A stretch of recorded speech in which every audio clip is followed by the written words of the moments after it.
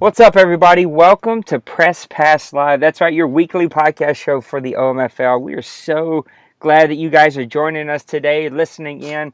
Probably not live because, well, we didn't put it out there. We probably should have put it out there. But with Skype, you got to mute yourself. You never know what crazy person's just going to hop in halfway through this podcast with a lawnmower in the back, a fire hydrant, and airplanes, and all kinds of other noisy things. So we're just doing it with us three, but we got my two buddies on here, two guys that are a major part of this league. Let me welcome them in. The two Dakotas together again. Dakota Scott, you know him as D. Wayne, and Dakota Dawson, you know him as Mr. Dawson. Fellas, how you doing on, I don't even know what day it is. Is it Friday? Yep, Friday. Today's Friday. You see, this is what happens when you have all week off and you rarely leave the house. You forget what even day it is. It's on a Friday. How you guys doing? Pretty good. Just 3 more days till Christmas. So this is right. when you It's guys not 30 would do degrees normal. today. This is when there's blank airspace. That's when you guys talk. So just feel free to fill that in anytime you want. All right, let's hop in there and let's get to the OMFL, man. We are already in week number 5. We are flying through games.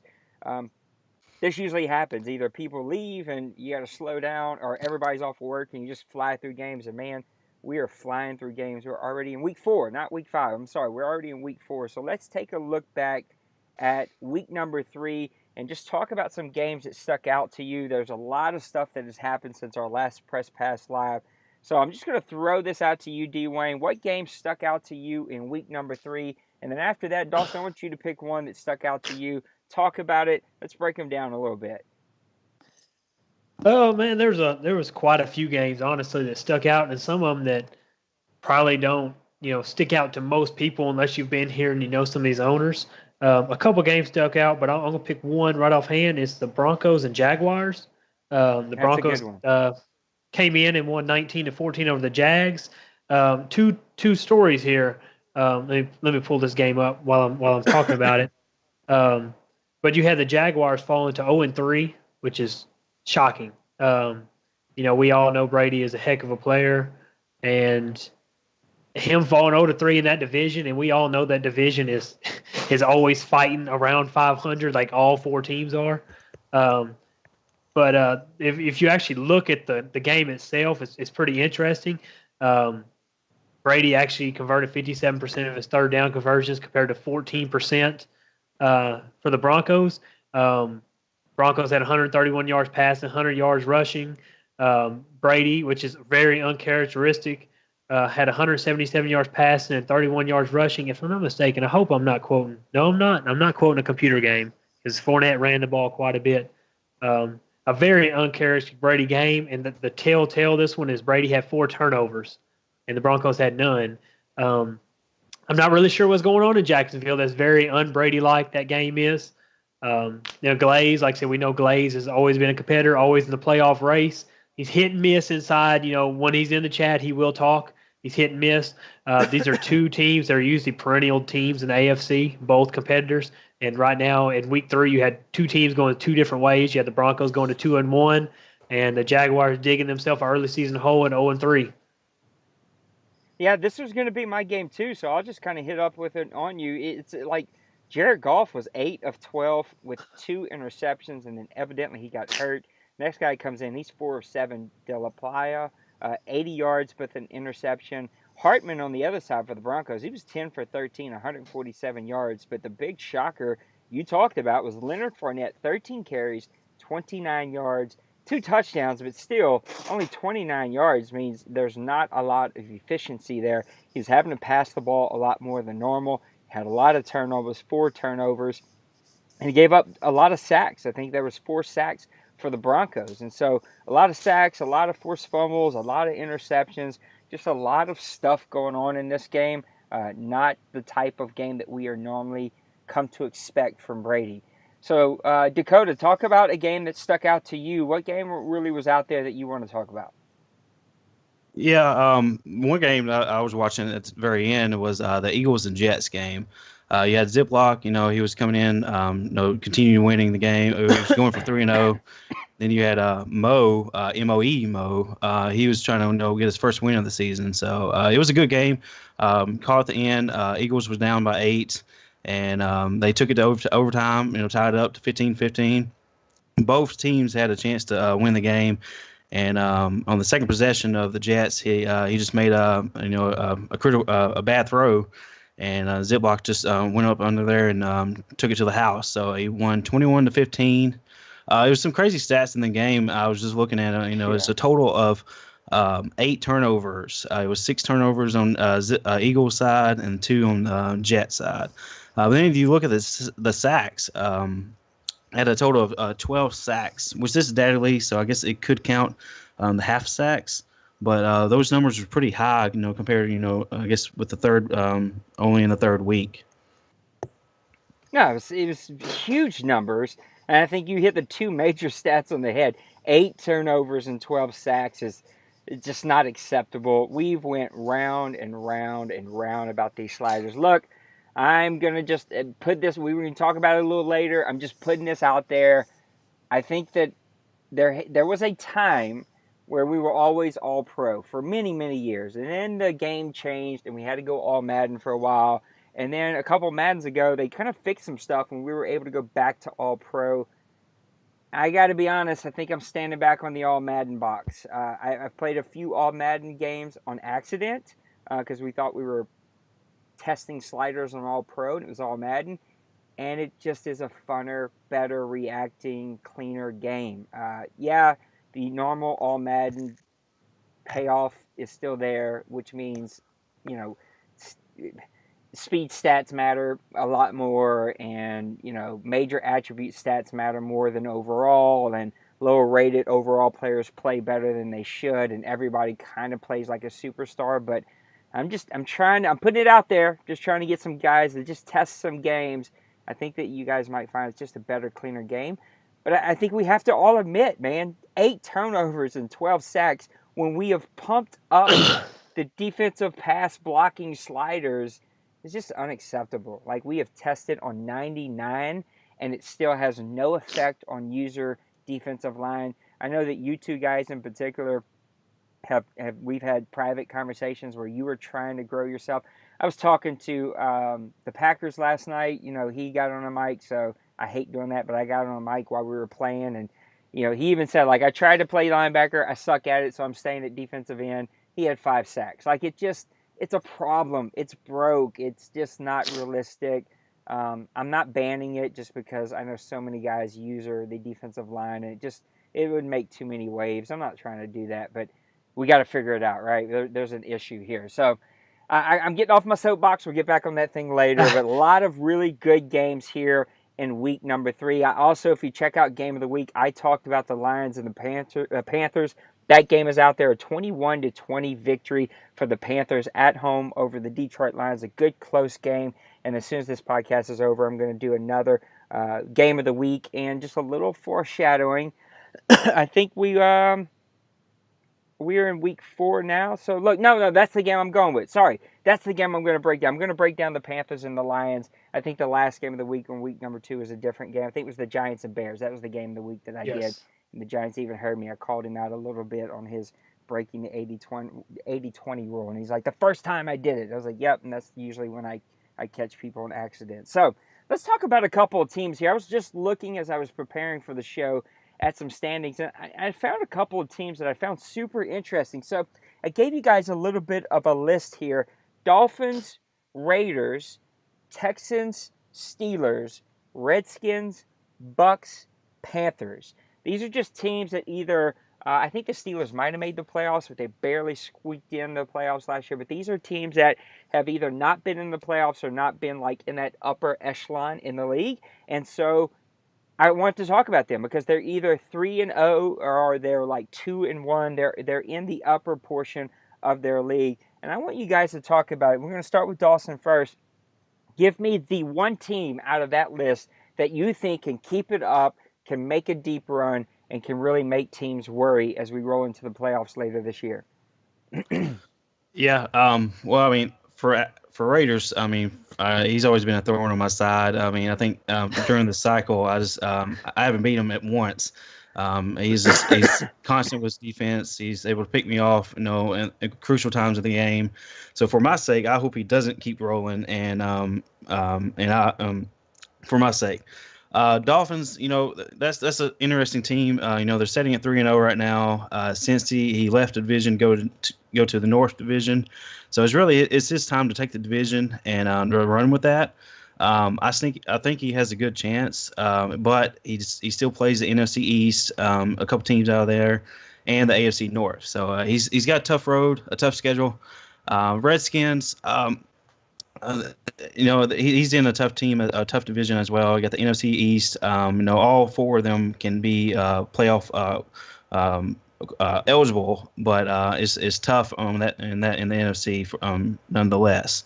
Bucks, smash. He had to leave, but for a couple of weeks, and he had the Jets going, playoff eligible at the very end. But now he's with the Bucks, and I think his games are, his toughest games are in the back end of the schedule. So I think he's going to keep things rolling now until we get to the back end, the second part of the season, and we'll see it exactly what he's made of then. Then the Panthers, he's got a tough game in Week 4. So if he can escape Atlanta with a win, then I think he'll be able to keep the ball rolling. Out of all those teams, I think the Dolphins have the best chance, just because setting at 3-0, and he's got the division lead right now. So I think he'll be able to squeak by and get that division and make a deep run.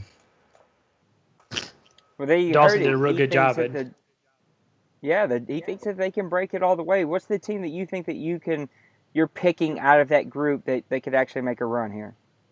Well, I said Dawson did a good job covering a lot of those teams. I'm going to jump on one man that I think for a couple seasons now, and I think it was last Madden that he made a real run in the playoffs. And I hate bringing this up to you, Kevin, but you blew a 20-point lead in the fourth quarter, I think, to Cincy, which it is Cincy. But I'm going to have to ride with him. I think that he's got the Jets and the Bills already 0-3. The new look Pats at 1-2. Not knocking any of those teams. Most of them guys are new to those teams, and they're trying to get a feel for it. And Kevin's been in Miami now for, like I said, since I've been here, if I'm not mistaken, for a Madden and a half. And he's 3-0, starting the season off right. He knows his team, and I do think he always gave Cincy a run, but now that he's got that hurdle of Cincy out of the AFC East, I think he wins the AFC East outright. And that's a guy you don't want to meet in the playoffs. Like I said, he knows his team well. He can score the ball and score a lot.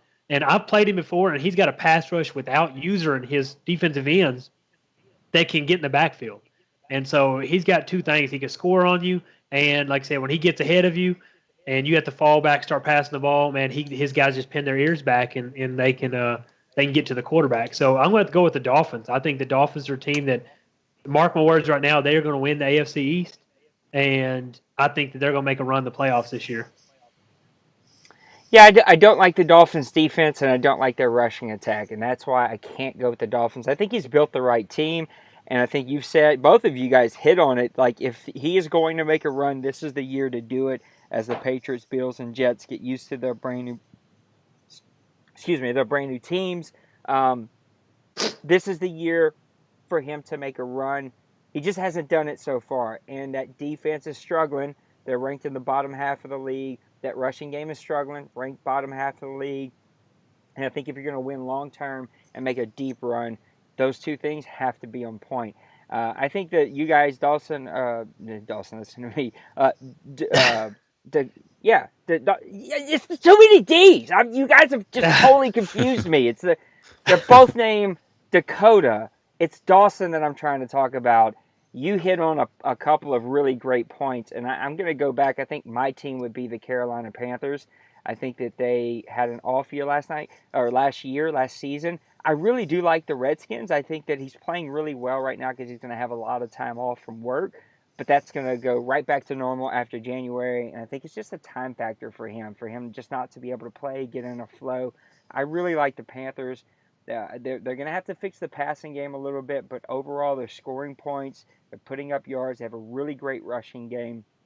Their defense is middle of the pack, but they're going to have to fix the rushing yardage allowed. If they can fix the rushing yardage allowed, I think their points allowed will drop. That passing game just needs to be middle of the pack. They'll be just fine. I really like the Panthers. I think, to me, the Panthers could be one of those teams. And you know what? One team we didn't really talk about at all would be the Steelers and the Texans with Massimo and Tavon. Tavon was in the playoffs last year, if I'm not mistaken. He's another team that could just continue to go on a roll. He's just got some things to show me. With Massimo, I just don't know, man. He's got a talented team. He's a very good player. He's in a weak division, and sometimes that weak division can, lull you into a false sense of security where you think that you have something that you really don't. And then when you face the big boys like the Bengals and like the Broncos and all these other big teams, you're going to find out really quickly what you got. So, I don't know. I really think that the Panthers are the team to beat. Look, he's still got the Falcons to deal with. Those are going to be massive games. But even if he doesn't topple the Falcons and Dwayne's team, I think that he can still make a nice little run there. So, I want to talk about just some players that are surprising us this season. So I was just looking over the stats, and there's some pretty new names up here that we haven't seen so far up in this Madden, being one of our leaders. And so I want to throw this out to you guys. Who's the most surprising player in the league so far? Not Madden human player, like not the actual human control, but just player playing for his team. Who's the most surprising player? Dean Wayne, who's the guy that stuck out to you? Well, I think, like I said, you kind of covered it when you started talking about the Redskins earlier. I think it's a tandem. I think you got Ray Sparks and Dylan Brooks. He's passed for 953 yards so far this season, and 518 of them has went to Brooks. And Brooks isn't necessarily what we call a speedster, not a 94, 95 speed guy. 91 speed, 92 acceleration. He's just solid all the way across the board. He's big body, 6'2", 206-pound receiver.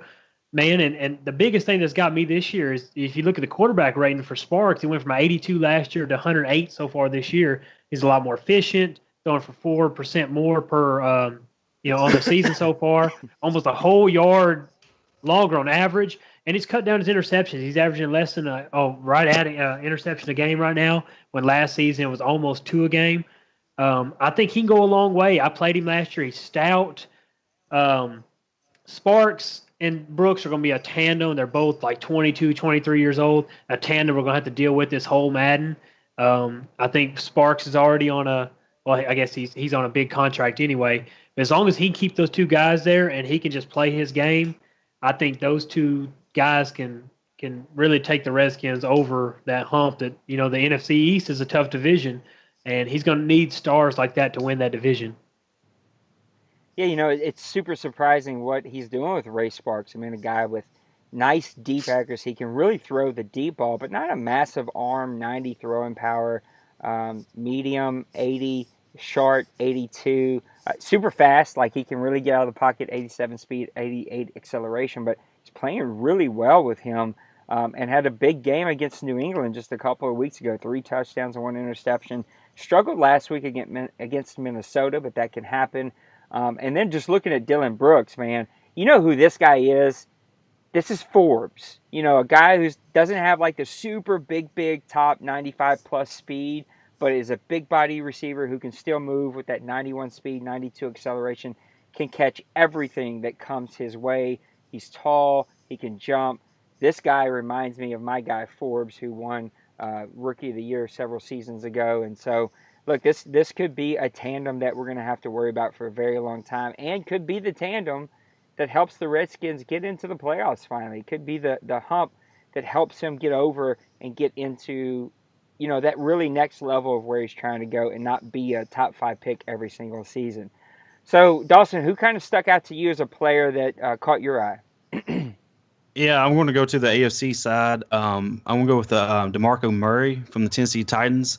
At 31 years old, he's leading the NFL with 110 rushing yards per game.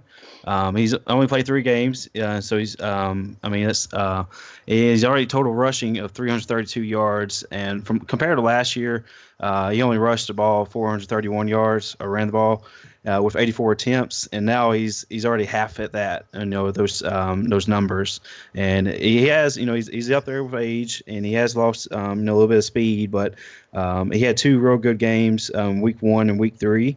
Week 1 he had over 150 yards rushing, And in week 3, he had almost 130 yards rushing. So he's doing pretty good. I mean, it is his last year. Let's see if he can keep that up the next couple weeks. I like how you skipped over that week 2 game with D. Wayne shutting him down with 16 carries and 49 yards. I mean, this guy puts up 128 and 155 2 out of the 3 weeks, and then plays D. Wayne, and we're just going to get 50 yards and Well, 16 carries. well, they're still compared to other some running. That's normal stats. So. Yeah, it's just classic D. Wayne. So I can't stand playing that guy. But I mean, he's already almost broken what he had last year in half the carries for yards. I mean, this guy did average 5.5 2 seasons ago, 5.1 last year, and 7.9 this year. So he's a good player. The question's just always going to be, are the Tennessee Titans going to feed him the ball and allow him the opportunity to make those plays? So we've talked about a couple of different teams here. I want to go back and talk about one in particular. Let's talk about the Denver Broncos. We did hit on them just for a few minutes, but Denver is one of those intriguing teams. Both Denver and the Raiders, those are two guys we don't hear a ton from. I'm guessing here, but I think they're both like in college or something like that, and so they stay super busy, but they get their games in. Never have FPR issues. Don't get to hear a lot from them about their teams or blog posts or any of that stuff, but overall, they're just good, solid guys that we don't have to necessarily worry about. But they also are two teams that are very up and down. You know, one season they're 11, 12 win team. They're deep in the playoffs, and then 3 or 4 seasons in a row, you're like, where'd they go? You know, what happened to them? But the Denver Broncos have had a little bit of a revival here, and I want to ask you guys, it's really been their defense. What has caused, and we'll start with Dawson, what has caused this renewal in them, and can this defense really carry them into an AFC title? Right. Yeah. It looks like he's third in rushing defense, third in passing yards defense allowed. So I mean he is. I mean he's always been a tough competitor. With on defense. I played him twice this season. I haven't played him yet. I played him in week 5 this season, but the last 2 seasons he's always been a tough game to play with. Just the way he plays defense. With Von Miller on the side on the end. Then you got those 2 shutdown corners with Chris Harris and Aqib Talib. Like you said, the only thing I think he can ride it, this season, but a lot of his star players on defense are getting up there with age, so they start regressing. You look at Cliff Averill; he's 33 already. I mean, he's still got a little bit, tackling and power moves, but his block shedding is regressing a lot. Von Miller, he's already 30 years old, but I mean, he's Von Miller, so he'll be able to shut down those ends, those outside runs. But one thing you just need to watch out for, I guess, going further in the next couple of seasons is his cornerbacks. With them already up in there 30, 33 years old, the speed is regressing and the acceleration. They might, they have the coverage, but the speed and acceleration might will hurt them when they go up against those speedy receivers that we're getting out of the draft the last few years. Yeah, Dawson covered it well. I mean, he's got a lot of age, which everybody knows. I like the older, veteran guys, and they bring a lot to the table that some of these younger guys can't. But eventually, they will fall off, and most of them are expensive, and so you tie a lot of money in it. He's got a lot of older veterans on his team. I really like. Not scared to run the ball. Through 3 games, he's got 2 running backs that are averaging over 5 yards a carry with Anderson and Charles, which are 2 older veterans. If y'all remember, Anderson last Madden was dominant. I mean, I think he had 1,000, 1,400 yards for the first 3 seasons with him, and Glaze is one who can air it out, but also he will not shy away from the run. He will run the ball, and he's always had one of the most prolific passing attacks that we have in this league. I know he's only 19th in the league right now, and in passing, that will go up as the season goes. I've played him a few times, and man, it's always been a slugfest. It just airs it out. I mean, I think that first year he had 450 yards passing against me. He just tore it up. And he does have an unproven rookie quarterback, what does kind of worry me, especially, 75 deep accuracy, 79 middle accuracy. He's got some work with him. He is a big guy, 6'5", 230. He's a rookie and he's played good so far this season. But we know that he always has, last night he had Paxton Lynch or always had a proven quarterback, and now he's going into this season with a very young quarterback, and I think that will tell as the season goes how well he plays with that rookie quarterback, and if he continues this up so far like he has this season, and that could contribute to why he hadn't passed as much because he does have an unproven quarterback. I think he's kind of locked in. I do think he feeds off his wins, and when he starts off good, I think he kind of builds on it. Just like in retrospect, I think if he has a few early losses this season, I think he kind of checks out a little bit. And I think as long as he can keep the wins up, that I think he continue this. But so far this season, he does have the eighth toughest remaining schedule so far. And I know that's early and it's kind of hard to go by. But he has beat the Jags and Texans so far this season, who are always two tough teams. Even though Jags are 0-3 this year, Massimo's fighting for a playoff spot in Houston. Those tough games, he almost beat Miami, so he could just as easily been 3-0. But he does play in a tough AFC West where you got four teams that can be a playoff contender out of that division. So I do think he keeps it up. I don't think that he can win. I don't think he wins that division, but I do think there's a good chance he is a wild card team this year. Yeah, you hit on it. So listen to this. He's got the Chargers, he's got the Raiders, he's got the Vikings, he's got the Raiders, he's got the Chargers, he's got the Bengals, he's got the Chiefs, he's got the Colts, he's got the Chiefs, and he finishes off against the Titans. That is a brutal schedule. Here's another thing that I don't like. His offensive line is terrible on the right side. I mean, there's just nobody over there that can play ball very well. But the question isn't, do I like his team and do I like his schedule? The question was, can the defense carry him? And I think you both hit on it. I think if the defense is going to carry him, this is the year. And if it doesn't happen this year, it's a full-blown restart next year because, man, they're getting old, they're getting slow, and there's only going to be so much that you can actually keep up with. So Denver Broncos are an intriguing team. I still think that this division is going to be the Chargers to win or lose. It's still early in the season. I know he's sitting at 2-2. There's a lot of football left to be played. Lots of stuff can take place before it's all over with.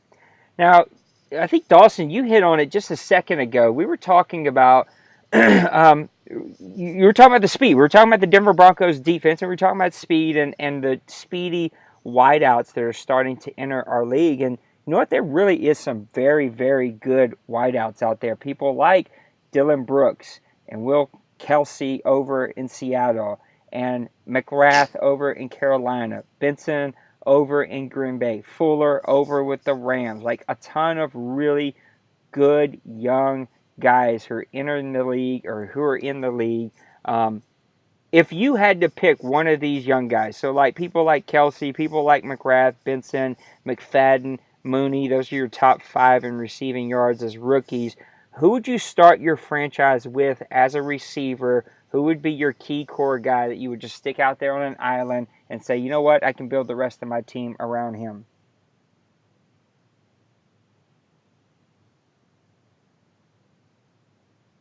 Did I lose you guys? I'm sorry. Did you cut out? I'm sorry. You cut out you that guys hear last me? little bit, Nate. Oh, my bad. I don't know why. I was just asking, out of the young rookie wideouts who've entered the league, guys like Kelsey, guys like McGrath, Benson, McFadden, Mooney, like those are your top 5 rookie leading receivers. Who would you start as your foundation that you would just stick on an island, stick out there and say, you know what, I'm going to build my team around this guy? Well, you were just talking about speed guys, and I know people love their speed, and I actually brought a little speed. I know I'm kind of being hypocritical, but I brought some hit speed to my team this year, just to have another, something to attack with.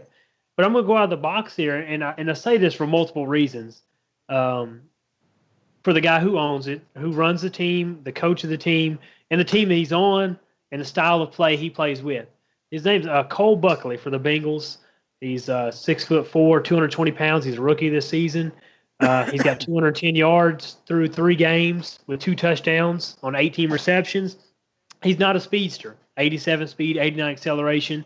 But with that body at 6'4", 220, and as he gets older, I don't think that his game is going to rely on speed near as much as a lot of these other guys are. A lot of these speedsters, these guys you see are 5'8" to 5'10", 170, 180 pounds. one good hit from Keanu O'Neal is going to break them guys in half. This guy right here, at his size, and like I said, he's 94 jump, 90 spectacular catch, 85 release.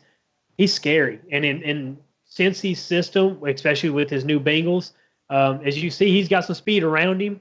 I don't think John Ross is your guy you build around. I think he's a very good complement receiver. I think he's too small. I think he's too injury prone. I think this guy right here, even though he's 87 speed, 80 acceleration, he's a big body. He's a possession receiver. And we've all seen that. We've seen Larry Fitzgerald, the Des Bryants, Terrell Owens, big body receivers that don't necessarily blow people off the thing, but they're there to make those catches, make those good catches. And I think Cincy will really bring this guy to an elite receiver status. Yeah, I mean, this guy can get off the ball. He can get off of blocks. He can jump out of the gym. He can catch anything around him. If you can work with his speed and with that route running, man, you can send him on the right route, right combination. He's a good, really good young receiver. Dawson, who's the guy that sticks out to you as a guy that you would say, you know what, I can build my team around that dude right there, and that you would like to stick him on an island and build your team around? Dawson with us? Did we lose him? Can you hear me? Now we can Sorry. hear you. Sorry about that. I had on mute. Okay. Like Dakota was saying, during free agency, I went out there and I got a speed receiver just so, you have that wild card in your back pocket, when you can use it. I mean, you have a speedy receiver to get down the field. But as far as young guys, I'll probably go with the Panthers rookie, Darian McElrath. Mo in Seattle, he did pick up, Kesey, and, he's a star and everything. And he's producing a lot of great numbers in this season so far. But with McElrath, he's so far he's leading the NFL in the league with 24 receptions.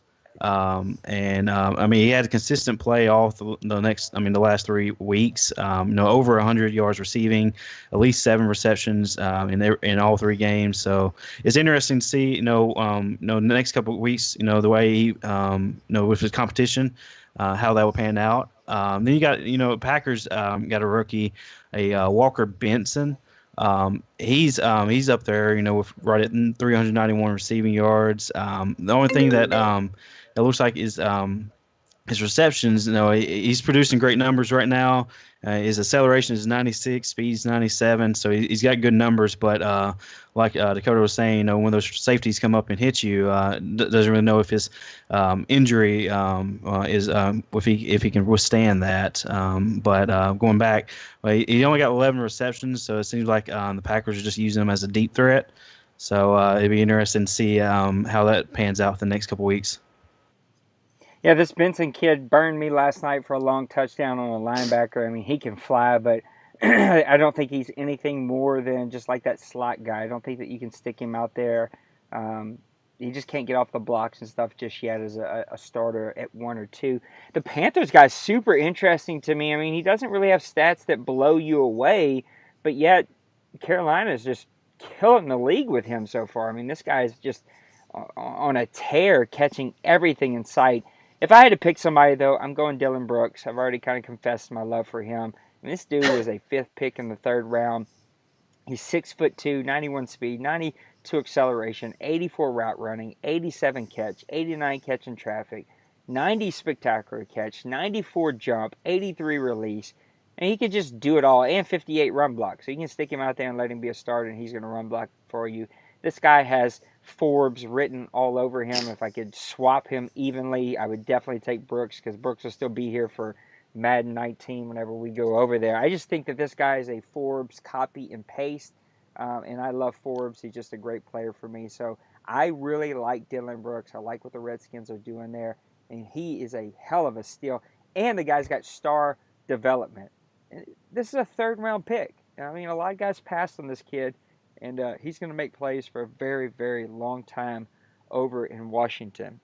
All right, so that brings us to our last little thing, and that is the mailbox. We open this up to owners to submit to us some of their questions that they would have for us and that they want us to talk about. And we only got a couple of responses this time, and so hopefully next time we'll get more and more responses. But I got 2 questions that I'll throw out there to you guys that you can talk about. And the first one comes from Ducks. He says, have the Redskins finally awoken from their 2-year slumber? Are they a contender or a pretender? Now, we've talked about them just a little bit here today, but let's really just dive in deep with them. We'll start with Dwayne. What do you think about the Washington Redskins? Contender or pretender? Well, it's tough. It's tough. You look at their first win of the season was against the Giants, and we all know Pepper is. I told him that the other day. He's one of the best defensive players I've ever played against. He just completely controls the tempo from the defensive side of the ball, and the Redskins dropped 24 points on him. I mean, that's saying a lot. I mean, he dropped 24 points on a team that I had a hard time scoring on last season. The next week he dropped the Panthers, and that's nothing to slouch on. We got to remember Colin had a down year last year. I ain't gonna lie to you, Colin. I think you were tanking last year because I've never seen you that off. And that's not a bad loss for the Redskins to lose. And he took care of business. I say you got to win the game you're supposed to win. And that's not knocking an opponent. That's just looking at the two teams head to head and seeing the matchup. You got to win games like that, especially a new look Patriots. You got to take care of business there. And then he stole a win. And when I say stole a win in Week 4, he played the Vikings in Bill. Yeah. And Bill has kind of had a resurgence in Minnesota. On the road. Had a resurgence in Minnesota. He started off the season well, and he held Bill to 13 points. And Bill is one of the toughest guys to play against all around. He's just an all-around great player. And he got a big win there, going to 3-1 on the road against the Vikings. Those are the games that decide your season. Those are the games that you win or lose is going to dictate where you go. You have a few of those games during the season that could go either way, and you really need the majority of them to go your way to make a difference. Which he does have a bye this next week, but it doesn't get any easier for him. He's got 2 Eagles matchups coming up. He's got 2 Cowboys. His division might be one of the toughest divisions all around because if you think about it, and I'm not knocking Jennings at all, but his Redskins were the weak link last year in a super division. And now he's the weak link and he's 3-1. You got 4 really good teams in that division. So honestly, I don't. It's hard to really to tell. He's got those games, or he's going to have to come out of his division at least 4-2. Would that be it? Yeah, you play 6 division games. He's going to need to come out 4-2 in his division to come out with a wild card at least. I don't think he can make the playoffs unless he wins 66, 4 or 5 of his division games. It's going to be tough because that's a juggernaut division. But he's got the offense to do it. His defense really needs to step up. His passing defense is 31st. His rush defense is middle of the road. But a telling tale, he's 13th in the league and giving up 19 points a game. It's a bend but don't break defense so far this season. Offensively, you got to keep it up. I really would like him to see scoring more than 22 points a game, especially with the way his offense is on the thing. And I don't know. I don't have the stat right offhand if maybe in the red zone he's turning the ball over or if he's just settling for a lot of field goals. If he gets that scoring up to 26, 28 points per game, I think he can go a long way this season. And I think he can really shock some people. Dawson, what do you think? Contender or pretender for the Redskins? Yeah, well, see, last year it seemed like he was in every game, but he never could get that win. And he's sitting pretty good right now, 3-1. Like Dakota was saying, he went in there and stole that win in Minnesota. But I would have to say he's a pretender, just because he got some time off, so he can concentrate on his game now. But eventually he will go back to work, and I'm not sure if that is the reason why he fell off a little bit last season. But right now he's rolling. So it's kind of time to see if he can continue to do that. His offense is pretty good statistically or stats wise. He got the passing yards or total yards, 4th in the league. But the one downside is that he is in a tough division. And his defense is allowing a total of 313 yards a game. That's 30th in the league. And his passing yard he's allowing 242 passing yards. That's 31st in the league. So he just needs to get those numbers up, or I guess cut them numbers down. And then I think he has a chance, but just the way his division is lined out, I think it's going to be tough for him.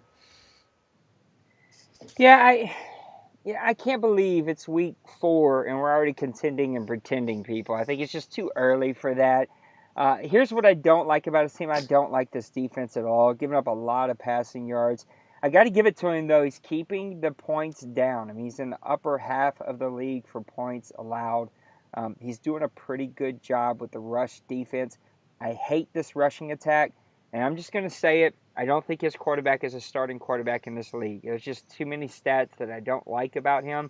I think he's one of those guys that's going to be feast or famine, and too many big games he's going to come up with famine, and it's just going to hurt him. I don't like this rushing attack at all. I don't really like this offensive line.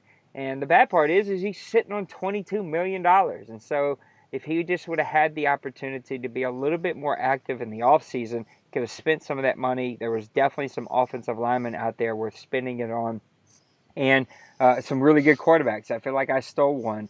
But overall, if I had to call it, even though I agree with both of you, I think he is in one of a super tough division. But if I had to call it, I'd call him a contender, but because of his schedule. Because outside of his division, it's a pretty light schedule. I mean, we're talking about the Jets. We're talking about the Lions. We're talking about the Bills, the Bears. He's got the Cardinals at 0-3 on there, the Packers at 0-4. So his schedule really does set up for him to make a run here if he can take a couple more games. And to me, he's already done that. When you still won in Minnesota against Bill, man, that's one that goes in your pocket that almost counts as 2 wins. You're sitting pretty at 3-1. Yes, you got blown out by the Panthers, but again, I think that goes back to feast or famine with your quarterback and no rushing game and a defense that's just going to give up way too many points. But the rest of the schedule plays out pretty well for him. As long as he wins the games he's supposed to, I think this will be a team that will be either pushing for a deep one. I think this is another year where a 10-win team, the 2 wild cards are 2 10-win teams, right? I think that's just the way the NFC is going to play out again. You're not going to be a 9-win team and make the playoffs here. You're going to have to be a 10-win team and then hope for the best and hope for some tiebreakers, or 11-win team and sneak in as a wild card. That's just the only way it's going to be done.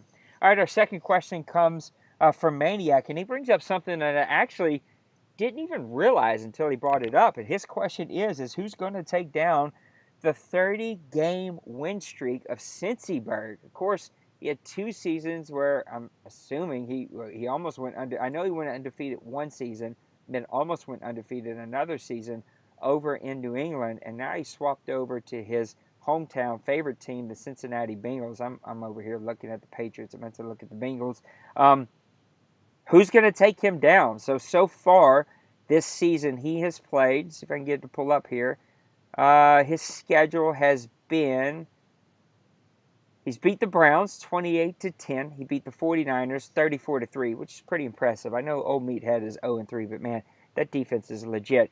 He squeaked by the Bills, who are 0-3, 24-17. This week he has the Dolphins, followed by the Texans, Steelers, Jets, Seahawks, tough one. Ravens, tough one. Patriots, Broncos, might be a tough one. Cardinals, Ravens, tough again. Steelers, tough again. Browns, and then he wraps it up. It might come down to Week 17 against the 3-1 Rams, who are going to be another really good team. What do you guys think? Who on that list is going to be able to stop this roll that Cincyburg is on so he can stop polishing off his trophies that he's taken from me every season? Go ahead, Dawson. I'll let you handle this one first.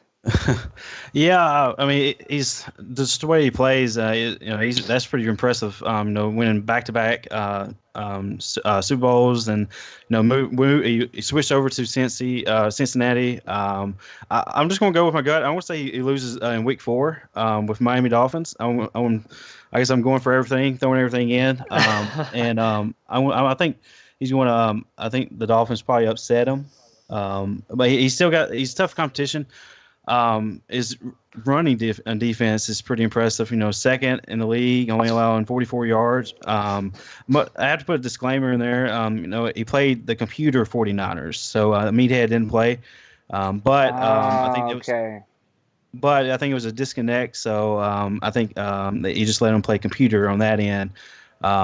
Saying that, he's still he's still producing the same numbers he did the last couple seasons.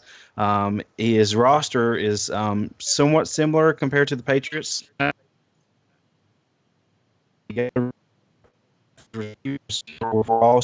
the rookie Cole Buckley. His defense is pretty fast out there. If I had anything, I guess I would go on a whim and say that the Miami Dolphins will come back and go out for revenge and upset them. But it's hard to argue what Dawson said. I actually was kind of leaning that myself. I think this is Kevin's chance to just like revenge for all the years you beat me up with the Chiefs. Um, if I know someone else, I do think Kevin's gonna give him a good run. I don't know if he makes it past. And I would have said the Steelers until I'm gonna have to see him put together another game. I know he's 3-1 in the season. Steelers looked really bad last night, and that's nothing against Tavon. He just did not look like Tavon, and so I don't know what the deal was last night. I think him and Mo, week 9, are going to be he's going to come off a bye week. He's going to be prepared for Mo, but I think he's going to put too much thought into it if he's still undefeated at that time. And I think Mo, he's riding high off the Rams beating them. I think Mo thinks this is his season to claim that division. I think this is Mo's step to where this is his year. And at least in his mind, I'm not saying it's not, but I'm saying in his mind, he's got to build this is going to be his year. I think week 9, if he don't get beat by the Dolphins week 4, week 9 against the Seahawks will be the time he loses his winning streak. And I have all respect for Cincy it takes a lot to leave the Patriots, even though the Patriots were slightly dismantling and they were getting older. So it was a nice move for him because he went to a lot younger Bengals team, and he gets his hometown team. I mean, everybody kind of wants their hometown team. And he also took Matt Ryan off free agency, which I wasn't happy about, and he's using him. But at least Matt Ryan's getting some usage for somebody. The only thing that worries about me with him is, cat, leave my mouse alone. He has 4 receivers averaging 20 yards a catch or more. You got John Ross averaging 35 yards a catch. We know that super speed. He's built a lot around speed. I think that if you take away that deep ball, you put Cincy in a situation where he don't have quite the talent he had in New England to break you apart if you take away that deep ball. And that's where I think if he plays somebody like Mo, or like I said with Kevin's played him so much, Kevin knows Cincy back and forth, and I think that he's got a team that can beat the Cincinnati Bengals. But like I said, Dawson picked week 4. I think if he don't get beaten week 4, it'll be week 9 against Mo and the mighty Seahawks. This dude is sitting on $60 million of free cap space. He's got more 95-plus receivers on his team than I do my entire team. Look, let's just call a spade a spade. Houday was quietly building a very fast, very speedster, classic Houday team before he retired and left us. And clearly the Cincinnati Bengals, and I'm assuming this was Houday before he left, he went to the same school that the Seahawks did. That's the school of Ducks off-season, to find the fastest, best players that you can and save the most money. This is a scary freaking roster. This dude is 3rd in points on offense, 2nd in points on defense, 8th in total yards on offense, 5th in total yards on defense, 6th passing yards offense, 12th passing defense, 12th rushing offense, 2nd rushing defense. That's just a scary good roster. I don't know that anybody's going to slow him down. He does some confusing stuff like sitting Arnaud to start Matt Ryan. That's a little confusing to me. I'm not sure why he's went that direction, but you know what? It's working for him. I can't get on the Kevin bandwagon. I love Kevin to death. Just can't do it. I think that this is going to be a slugfest, but Kevin's just got to win the big games. I have to go to the game that you talked about, D-Wayne. I'm looking at the Seattle Seahawks as that potential first person that can upset him. Look, don't put out the Ravens. I think the Ravens have a really good defense. They could always do something. The Steelers, the Broncos, they're definitely teams that could upset him. But I like the Seahawks' chances, and if the Seahawks don't do it, I'm putting my money on Ducks. Week 17, Ducks is going to be rolling by then. Look, don't listen to what Ducks says. He throws himself a pity party. Look, don't do it, okay? Don't do it, because Ducks is a very good player. Ducks is a multi-champion around here. He's been in tons of OMFL bowl games. The guy knows how to build a roster. He knows how to play a game. And I think his pride's going to be on the line whenever he faces Cincyberg and these Bengals here in week number 17. Who knows? It might not even be for a playoff spot. That's the only little cachet I'm going to put on there, is that if this is not for a playoff spot, both those guys have their stuff wrapped up. Ducks will gladly start backups and not show anything so that he can make a run. I mean, Ducks is a big thinker. He thinks about what he's going to show. I'm hoping something's on the line, and both of these guys have to play legit. So I think that could be a really good game. But I'm going for Mo. I think Mo could be the very first team that does that. So that's a look at our league here up to week number 4. Games are already starting to get played last night. Give me your final closing thoughts. What do you think about the season so far? Any final thoughts as we put a bow on this show? Well, I think so far we've seen some very interesting teams. I think we've seen some very interesting games so far. And I know you touched on earlier about the defensive line usage and things. And I think a lot of guys, and I'm going to speak from experience on my side. I've tried about every 3 plays, try to control linebacker. Actually, in OMFL 2, which is a whole different thing, I've tried to do more than that to get practice. You're not going to get any better without practicing. And I know Priest, I know I've talked to you about it, and I've talked to a couple of guys about it. Mo's tried to change around, but Priest, you just got to practice. That's the only way you're going to get any better with the linebacker. And like I said, I've tried. If you want to start out, Priest, just put him at a first, second down when it's kind of a running-ish down. Don't tip your hand and start moving your linebacker around because some people are going to attack that. But man, you got to start practicing with it to get good at it. I mean, you don't just pop in it. That's why players like Ducks and Cincy and Meathead are so good at controlling those linebackers. Man, they've just did it so long. You got to practice. And I do think that guys, I think Nate said it before. I think it'll add another dimension to your team if you can control linebacker, defensive line, and do a couple different things. You throw guys off, and I think in the long run it'd be better for y'all for all of us, even me, to be good at every aspect of defense. But I think it's going to be an interesting season. I think you got some guys in play that haven't been in play in a couple seasons. I think you got storylines like somebody, Cincy's 30-game winning streak going. I think you got maybe a power struggle change over there in the NFC West that maybe is this Mo's season to top the Rams. Is the NFC South going to beat up on each other this season? The Redskins taking over the NFC East, all them other 3 teams fighting each other, and they snuck past and jumped past all of them. I think you got a lot of good storylines this season, and I think you got a lot of good football. And I would love to see some new faces in the playoffs, and maybe, just maybe, a brand new champion this year. Dawson, closing thoughts. Put a bow on this thing for us. Yeah, kind of what Dakota was saying, with the defensive line, just trying not to do anything excessive, switch it up a little bit. I've been trying to do the linebackers position or try to use that, and it is hard because when you're not used to it, but you just got to keep trucking along and just keep trying until you get a hang of it. The point of is to limit the sacks, limit the quick shed, the insta shed, and because it's no fun when you have guys just constantly insta shedding all game and get 8 or 10 sacks. Maybe exaggerating on that end, but there's getting a lot of sacks. Not by much. That's not really realistic, and that's the whole point of us playing the game is to be realistic and and be owners and play the game. It's kind of interesting. Like you said, a few storylines out there. Who will take the AFC?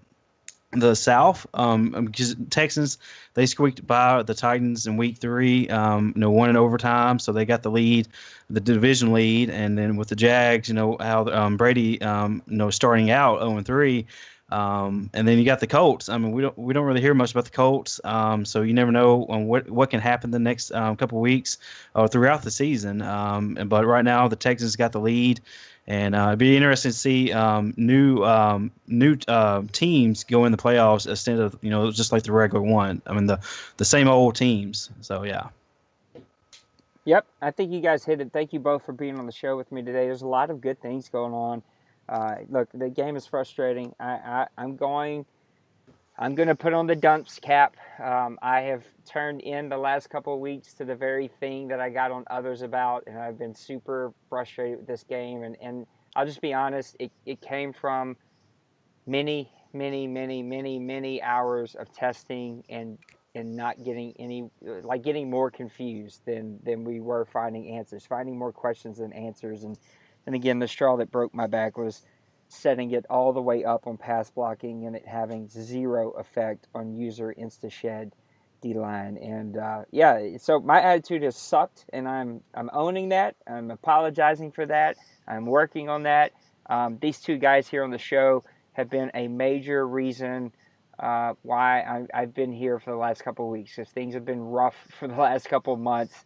And these two guys are always super positive, and they work super hard in the league, as does the whole entire board.